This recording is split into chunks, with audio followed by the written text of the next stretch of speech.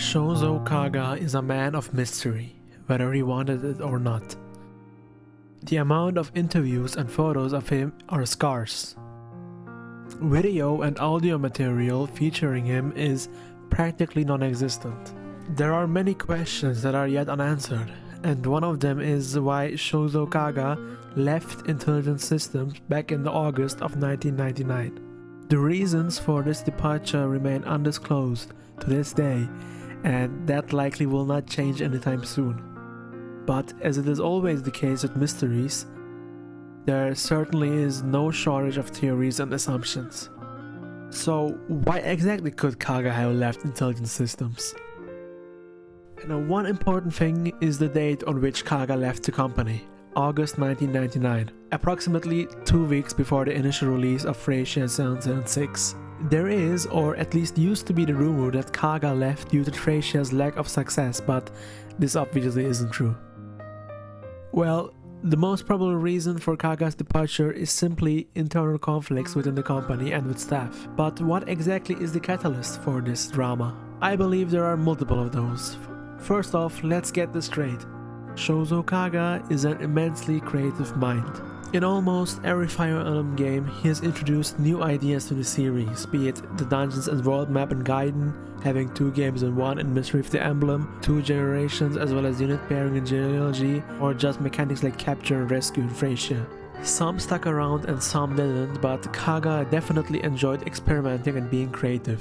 This was much to the dislike of staff though. In the Making of Fire Emblem 25 Years of Development History book, company veteran Toru Naruhiro mentions that the development of Genealogy of the Holy War in particular was quite a mess, as Kaga kept wanting to introduce new ideas and change things already present in the game.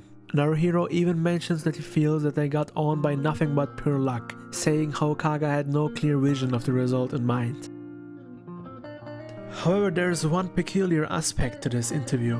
Kaga's name is not dropped once. He is constantly mentioned simply as game designer. Now, I don't think Naruhiro has a grudge against Kaga or something, but rather I presume that Nintendo specifically did not want to include his name in this publication. This would be understandable due to the rocky relationship between them and Kaga, which we'll get to soon. However, this book was published in 2016, more than 10 years after these incidents. I find it puzzling how his name is still being swept under the rug, but I digress. Right, Kaga never shied away from trying out new things, but it was too much for his colleagues and probably for Nintendo as a whole. Companies need money and game companies earn money by releasing games. Kaga constantly introducing new ideas led to longer development, which meant less games. You get the idea. There is one more aspect to this that is infrequently brought up, I think.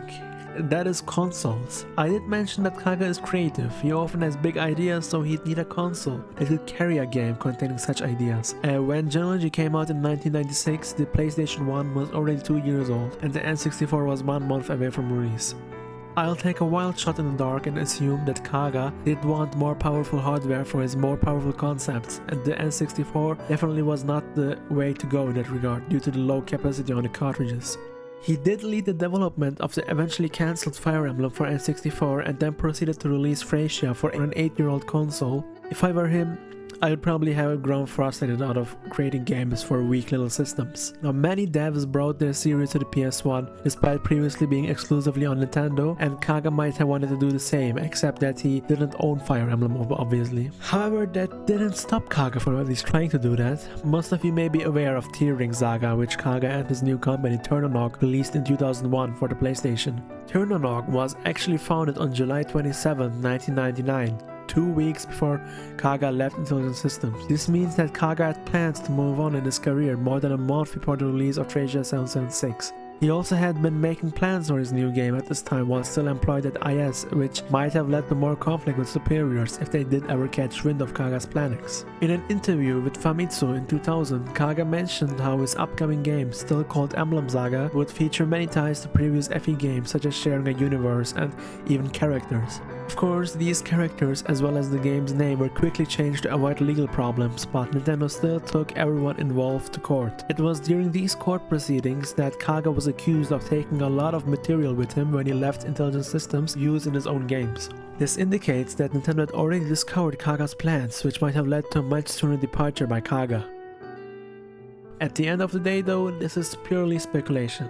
The truth may be much less exciting than you think. Maybe Kaga simply wanted to move on and try new things. Perhaps there were no major conflicts and drama, at least not until the Emblem Saga case. In the end, many question marks remain.